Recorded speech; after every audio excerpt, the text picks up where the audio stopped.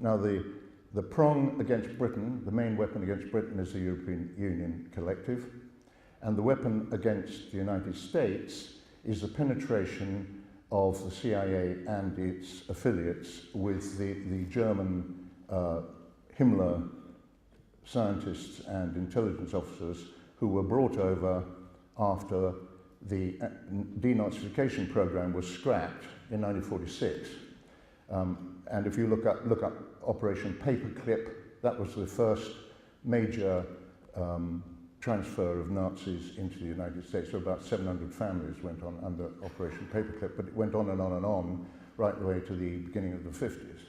So what happened was that the US intelligence power was taken over to some extent, or to a considerable extent, by a German Nazi fifth column who have been running the show ever since. Now, Kissinger is, I believe, the key to this, and he was instrumental in persuading President Ford to dismiss William Colby as DCI, the Director of Intelligence, in favor of George H.W. Bush. Now, George Bush is the representative in the United States of Deutsche Verteidigungsdienst, which is the German black agency based, believe it or not, in Dachau. And we call it DVD. I exposed DVD. It's nothing to be proud about because we've known about it for years. But I publicized it, and I know for a fact that certain intelligence officers from DVD have actually congratulated elements of MI6 on this exposure, because they think I'm MI6, which is, of course, complete rubbish. Anyway, the point is this, that the the operation against the United States has been run by DVD in Dachau, behind the scenes, and the same applies to the operation against the United Kingdom. Now, the DVD is self-financing, like the CIA, through fraudulent finance, and it advises the German Chancellor about its activities, but the German Chancellor can't tell it what to do, quote unquote. The DVD is running our lives and is the enemy within the enemy, okay? Now, given that the German Geopolitical Center set out the program, how do we know that this is the case? We know it from a document called which has been called the Madrid Circular Letter, which was intercepted in about, I think it was 1951, by the Allies. This was a document being sent to the other Nazi centers in Buenos Aires, Cairo, Tehran, I think, and various other places, Tokyo, from Madrid by the German Geopolitical Center. And this document contains the following slogan: Für uns ist der Krieg niemals vorbei. For us, the war never ended. Now, one of my correspondents, Jack Christella, who is he's British, but he's of German Jewish extraction, emailed me a very, very intelligent analysis and said that he thought that what they really meant was Für uns ist der Krieg nimmer vorbei. For us, the war never ended. I think that's true. I think that's correct. I think that's what they actually mean. In other words, they are Trotskyites. They are Mao Zedong, perpetual war advocates. Now, so we have the problem that we're dealing actually not just, I mean, I've called the European Union our enemy, European Union collective, but within the collective is, of course, Germany, and that's the problem. Now, if I had time, I would have told you what I wanted to tell you, which is I wanted to precede what I was going to say with a little scripture lesson. But I'll skip most of it, and I'll just read verse 1 of Psalm 127. Except the Lord build the house, they labor in vain that build it. That's the point. Where is the Lord to be seen in this structure? It is totally aspiritual. It has no spiritual content at all. Excuse me, I'm a father of 4 daughters. We know that it's not just a question of our physical existence, we have a spirit as well. This entity is not connected at all to our spiritual existence because it is of Satan. And I'm absolutely clear about that, there is no question.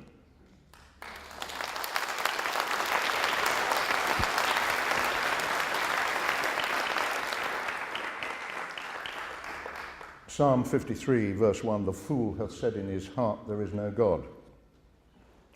Now the point here is, who is the author of lies and confusion? What is the European Union collective but confusion? The successive treaties, which are run every 3 or 4 years, are just updated versions, but if you look at them very carefully, and I know this because I worked with Bill Cash in 1992 against the Maastricht Treaty. At the beginning, sort of paragraph 48, little 1, subsection C, you'll see one statement, and then way down 40 pages later, you've got that contradicted.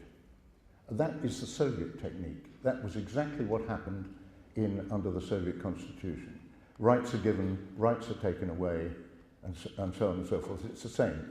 And there is an absolute parallel, because if you walk into the European Parliament, which I had privilege to do because I had a friend who is no longer an MEP, but I was there several times. If you walk in there, you can see you are walking into the Supreme Soviet. It's the same design.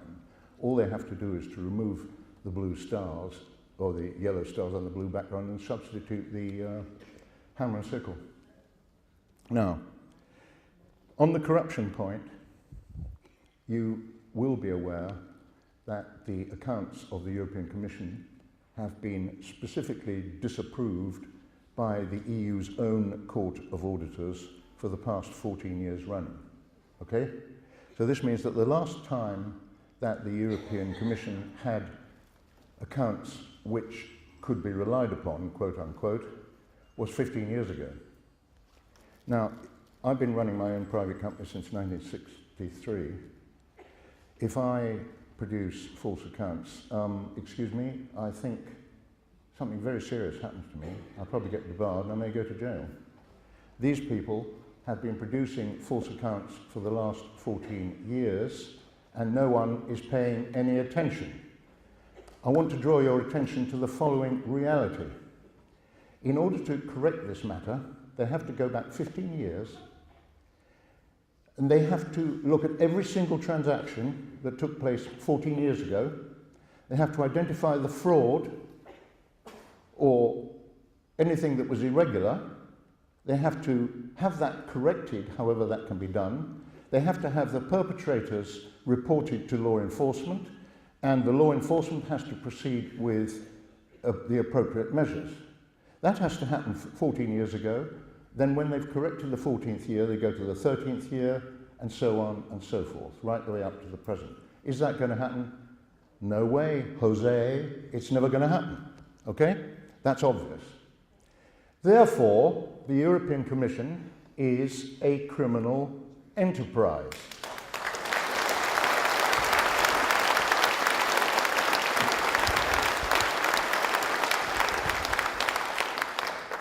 Now, I have a new Irish friend who's absolutely delightful, called Richard Sharp, with an E. He comes through from Ireland periodically on the way to the continent, because he has to drive. And he does odd jobs for me in Europe, and it's very, very convenient. And about 2 months ago, he said, I'll go to the Court of Auditors and I'll look them up. So he literally did a cold call to the Court of Auditors, which is the EU's so-called auditing entity, in Luxembourg. And he got to see a Mr. Giza Novacs, N-O-V-A-C-S. And Mr. Giza Novacs specifically confirmed, and by the way, I'm mentioning his name so that you know I didn't make this up, okay? You can ring him up and he'll have to confirm that what I've just said is accurate. He confirmed that, yes, the European Commission's accounts have not been approved for the past 14 years. The European Commission is a criminal enterprise. Let me introduce my friend who was set up, by the way, Ashley Moat, MEP, who is a close personal friend and is an absolutely delightful man. He stepped down as MEP for South East England in June. And virtually the last thing he did was to go to see the Serious Fraud Office. Now in 2005, he had previously been to see the Serious, I think it was maybe in 2006, he'd previously been to see the Serious Fraud Office with 2 large files, copies of which I hold. These files contain detailed allegations of criminal fraud committed by at least one enterprise, and I think there are several, which are registered in England and Wales, which did or do business with the European Commission.